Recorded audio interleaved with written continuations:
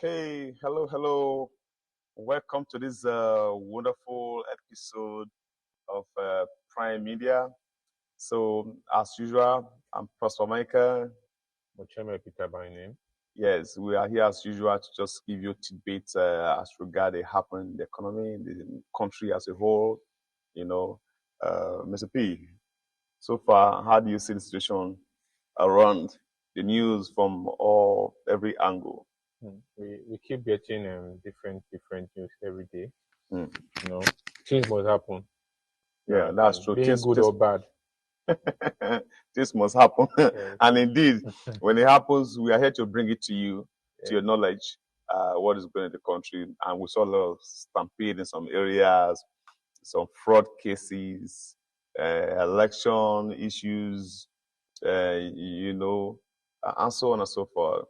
So we'll be giving you some of these.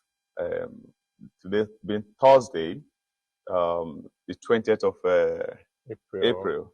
Okay. So we're going to be starting with the story on the Adamawa election, and we saw Mr. Tinubu, then a Fintiri, the Sikh police inquest into Adamawa polls. Now, we know what happened in Adamawa, where the wreck, according to the news, usurped the power of the returning officer, and declare Benani the winner of the poll in that in Adamawa. And a lot of people have been speaking, and everyone are just voicing their opinion. Why? I think the man knows very well that what he was doing was wrong, but he went ahead and announced Benani as the winner of that election, and which INEC office quickly swing into action and decide to do the right thing. And so they want some of these things properly investigated. So because so that such thing will not happen again. Yeah, because if it's not properly dealt with now, I'm sure in other elections, other people want to also key into that system. Yes. Which after all, Mr. A did it. Mr. A did it, so we can as well do it. So that is what is going on. That if you want to see that story, or to go into details to know what really happened, you can just go to Vanguard News, and you'll see right there, Tinubu Fintiri Sikh police inquest into Adamawa's poll. Mr. P, you see, election has become in Nigeria, the world business. Yeah, it has become business. When election was forthcoming, people started planning to how they can make money. Yes. And it's in the business. For right now, the lawyers are cashing out. Seriously, they're really cashing because the cases, I think the Labour had they have about 20 sons to defend, not defend, to claim their mandates. That's LP Labour Party, the person of their Peter Obi. Then I think PDP have similar or more sons. Then APC had about 50 sons to defend their mandate. Wow. All these guys, we collect money. They're stuff for free. So let's just assume maybe one of those sons are collecting maybe 2 million to do this, and you multiply that by 50, or likely 100 million. I don't know how much they're collecting. I'm just assuming. Yes, because before that case is concluded, of course, these are sons, not just lawyer with a chamber. These are big guys. You can't pay them. You know what I'm talking about. You're into the law. So that is, lawyers are cashing out. They're seriously cashing out. But you see, and this is what we should talk about. If this thing was conducted in a very clear atmosphere, there was enough transparency from the onset, there won't be need for all this. Yeah. Just imagine in that presidential election, like what I observed in my own polling units, where we saw the counting, people were chanting, where they were counting the results. People were counting, shouting. Just imagine if that counting process was properly uploaded to the IRF. And the INEC now use the IRF to calculate, to compute the result and announce it. There won't be all this. Yeah. There are some things we can actually avoid, Had they been the counted as well and did it the proper way, don't get to this level. So here we are, and it's blazing, it's burning, and we hope that this burning will only burn the wicked people in the system and leave the good ones to stand. And because I keep saying, whatever we do is not just for ourselves; it's for the future of this nation. And whatever precedent that is set right now, like I used the word yesterday, that the judges are on trial right now, because any precedent they set right now, that's what's going to remain in the long run. If they set a good one, fine. Of course, we're sure to have a good system, robust system. But if they set a bad one, I'm very sure, like people are already saying that next election I'm not going to vote. People are getting angry already. Just imagine on the long run and what the whole eyes have seen. The judges now say otherwise. I can tell you the fate of this country is in the hands of the judges right now. Okay. Down beat that something on that. He still went ahead and cast a vote. Yeah.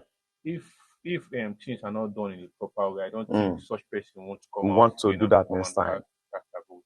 No, seriously, if on the long run and what the whole eyes have seen, the whole ear have heard, and it doesn't go that way, personally, I don't think a person like me will want. I'll be in the studio talking to you about how the election is going, but I don't think I want to live my life on the field because I know what I experienced that day. The luck I had was the guys, the tasks there were like, oh, this boy, this guy, oh, we know him now. Pastor, call him pastor. So that saved me on that day. So, and others didn't find it funny. Some were beating him. Could see them beating. Yeah, I still have a clip of that somewhere where one guy was beaten because he wanted to come and cast his votes and was restricted.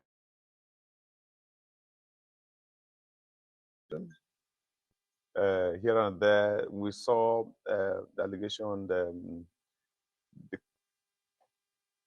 crude oil exports. The Malami allegedly paid $200 million as whistleblower fee. Wow. So this is a strong allegation. A lot of and the thing is that some of these things is documented, is written out, and the whistleblower, of course, this is this has been that when you reveal some things and they found to be true, you get paid and all that.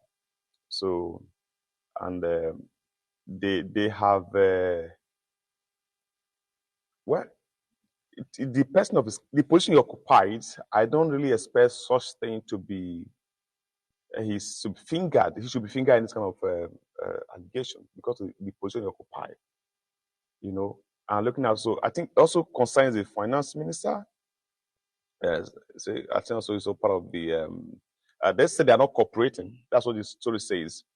The House of Reps representatives ad hoc committee investigating the sales of 448 million barrels of crude oil, amounting to over $2.4 billion, and crude oil export to China from 2014 to date, says that it has uncovered payment of $200 million allegedly made as consultancy fees in whistleblower recoveries by the Attorney General of the Federation, AGF Abubakar Malami, within statutory approvals. Okay, it was approved, right? But the amount, they use the word consultancy fee. That's a huge amount of money for such to be paid as consultancy. We are talking about $200 million. If convert to now, that's huge. Anyway, so that's in the news. If you want to get it, just go to the Vanguard and you get to see the story there. And we also have the other one as regard the NSCDC. NSCDC denies killing 15-month-old baby. You see, the family of that baby claimed that these guys, the NSCDC guy, were on healers, and as they drove past that environment, they had a gunshot, and the baby was gone down. And they brought the baby to the office and said, "Your people, your guys on the healers vehicle killed our baby." And if you read down the story, you discover that, and I think there was a statement there that one of the officials was saying that it's not everyone that is on blue with the red collar on a hero's van that is NSCDC personnel. Oh my God. So it's funny, but it's pathetic. Pathetic story. It's a very tragic story, you know. You see, this also boils down to the fact that, Mr. P, there are some people that are not qualified to be holding the gun. You know, it's so important. They need to be psychologically checked before you can give them a gun. I think this shouldn't be one-off thing. It should be periodic. If it's going to be every 3 months or every 6 months or yearly, any official holding a gun should be medically examined, psychologically examined. Because someone that is sound today might not be sound tomorrow. And if the person is sound today, you evaluate the person is sound today, you give him the gun. Tomorrow is not sound and he's still with the gun. Yes, because the pressure, the problem in our country is too much. The pressure, most especially, the pressure is too much. So it can make someone go, acting otherwise. Start acting otherwise. You know, before we come on the air, we were also talking about the way people drive on the major road. At times, somebody will offend you, will drive reckless on the road. The person will stop and tell you, "Waka." He is the one at fault. He's the same person accusing you, insulting you. At times, you just feel like coming down from the vehicle, but we don't advise this. But you feel like getting up for that vehicle. I have one Koboko in my car. It's in the front of the seat. Actually, I almost beat somebody up with that Koboko one day. I just heard myself back. How can you just a truck coming and the road is just the road is under construction, yet you want to overtake? Today, saying you have to brush my car from the side. I just go down. Was so furious. I was so angry. Come, which side of the bed did you wake up from? What are you doing? And he was still bragging. He was still making noise. He was still, some of them, when you look at them properly, it's as if something is wrong. Some of them are hard. Like you mentioned, there's pressure, there is hardship, and this hardship is being transferred. We are transferring the hardship within ourselves and removing the eyes from where the whole problem is coming from. So that's in the Vanguard. So the NNDC denies that the gunshot was from their men. So that's still being investigated. I'm sure the family will not just, if it's a gunshot from such I don't know if we have the plate number. I don't know. This kind of case should be how do I put it, investigated and easily, because if truly they take the shot was from an NSCDC official, the bullet will have the code. I don't know how they identify it as a code or something like that. That's even far. I think the best way to actually get if they're able to get the plate number, the registration number of that vehicle, the Helios van, that would be the fastest and the easiest way. But you can trace it and know where it's registered and whose military, organization is using it. From there, they can track it. And if that is found, then the operation will be easy. But if they fail to establish that, like what the man is claiming that it's not everyone that is on blue uniform, blue outfit, and with a red collar on his neck that is NSCD's personnel. So that's the story. You can go to Vanguard also check that out and see what we're talking about. So You're still on the Prime Media Studio, watching us live from Lagos, Nigeria. So the other story, hoodlums. The hoodlums burn BRT bus over commercial bus drivers' deaths. Okay, I think this happened in what's the name of this place again? In Lagos. So the issue is that the BRT bus and one of the downfall driver collided. As a result, that resulted to the death of the driver. So some guys came out from nowhere, called them hoodlums, and attacked the BRT bus and set ablaze. You can see it burning right there. That's money wasted. And we're talking about, some of this is transfer aggression. Transfer aggression. These guys, anything they just see, whether they know who, they don't even care to know who is wrong, who is right. As far as they are concerned, you have done something wrong. Jungle justice. I'm sure if that driver was locked, if he was caught, they would have lynched him. So there's one other story they're talking about. Peter Obi took Omokri, former aide of President Goodluck Jonathan. Yeah, he was the aide to chieftains to the People's Democratic Party. We see this story that we can assume PDP is opposition to LP, right? Okay. So we see member of PDP trying to, give accolade to Peter Obi. And now here we see Omokri saying that Peter Obi took Labour Party from zero to hero. And indeed, this is a fact. Before now, okay, we know Labour Party exists, but there was nothing much to say about it. And that was the reason why during the election, and we saw people saying that there was no structure. The party was not having that structure. But when Peter entered, structure came out from nowhere. Till date, people are still joining LP. Yeah. So this is actually a fact, and you can see this in Vanguard. Then we'll go to the next story that talk about the stampede. Over 70 died in stampede during Ramadan charity event in Yemen. This is sad. This is sad. This stampede happened at when you least expect. When imagine a lot of people moving towards. I think I experienced something similar, not stampede though, at one of the mosques around here where they were giving people food yesterday. A lot of people were coming back, were coming in. I think it's kind of common there. They used to share, give food to people and money and all that during this fasting period, just to help people to be able to sustain and maintain the fast.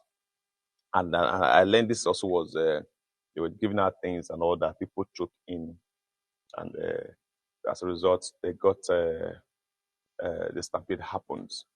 What do you think? How one should, in this kind of environment, what measures should be taken to avoid this kind of thing happening in the first place?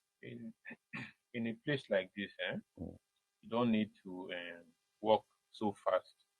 You understand? You don't take a long walk. You understand? If you take a long walk, the process when you are you walk too fast. Yes, when you're moving your leg too fast, someone can step on your back leg. You understand? As a result, you fall. You'll be able to lift that leg up, then you go down. And when you go down, it's likely you're going to push somebody will fall on you, and on. You just keep stepping on. So the best way to move there is just little till you get where. Yeah, don't be in a haste. Just gradually, because look at 70. That's a lot of people. And it started from one person. That's a lot of people. Started from one person. Wow. Because you are stepping on that person, and that person is lying on. Just to go and get aid, to get something, food or money, and you end up killing yourself. This is serious. So, just a word of advice for anyone out there who want to go for any of this, to go and get some charity stuff. You be careful. Yes, be careful. Mind the way you walk. You don't need to wear something high heel or something that will make you uncomfortable, not able to walk. I think something like a sneaker, something you can easily just be able to walk with. Something that will make you to walk smart. You don't wear a gown, ladies. You don't. I'm sure some of if there are ladies there, they will definitely if it's Islamic. Because once they step on your dress, that's you go down. You cannot even escape. And when you go down, somebody else follows you, and you push somebody else, and it just keeps spreading. Okay, I pray that God help them out in that situation. And there's still one that story that the price, the local price, rice price jumped up by 200%. The price of course, during before 2015, I think the price of rice was about, even for rice was about 7,000 plus, thereabout. And now it's about 40-something thousands. 40-something or 50-something. 50-something thousand. 55. So around December it was 50. So if foreign rice then was 7,000 plus, and local rice should be less than that, and now we're having local rice almost for something also of 40 or 30 thereabout. So the statistic says now that the price actually jumped up by 200%. Okay, so this was this government's intention because they plan to boost local production. No, this is local rice that you are talking about. This same local rice it's been things that are affecting this things like these henchmen that are bumping into people's farmland, using their cows to eat people's plants. All these things are resulting to this. You understand? Are resulting to this. There was a woman one day when I was going home from my close to my house area. The woman was holding line on. I was complaining that see me, I carry 50,000 go market. I want pull it back, follow me, come out. Unlike before, you understand? When you enter the market with 10,000, I know what you bring out from there. It is not like that anymore. Wow. Okay. So yeah, this is so clear. I know those days when we used to do rice farm and all that, when you discover the price is going up, everybody want to go to farm and farm more. This can actually encourage people to go into this rice business. But of course, as you are getting from this, somebody is paying the price. Those of us in Lagos are not farming. We are buying at the higher price. We are paying the price. Okay, so moving on to the next story, we saw Nigerians, 172 Nigerian troops for Guinea-Bissau. So our troops are going there all for peacekeeping purpose. Then, all for peacekeeping purpose. Then we also see Nigeria non-defaulting in China debt repayment, says DMO. You know, we have borrowed so much, and there's some allegation that we are defaulting. But here they are saying that no, the Debt Management Office of Nigeria says no, we are not defaulting. Let's believe that and hope that we'll come out from this. Okay, so this is the much we can take at this time. So Mr. P, what do you have for our beautiful, handsome, agile viewers out there? Okay, just to tell you, just as I keep saying, if you want to get the best news, best things that are happening in the country, log on to enginespeak.com. So, subscribe to the channel and follow us so that you can be getting tidbits like this on a daily basis. So, it's been Prosper Micah and Peter Ocheme bringing you tidbits for the day. You have a awesome time.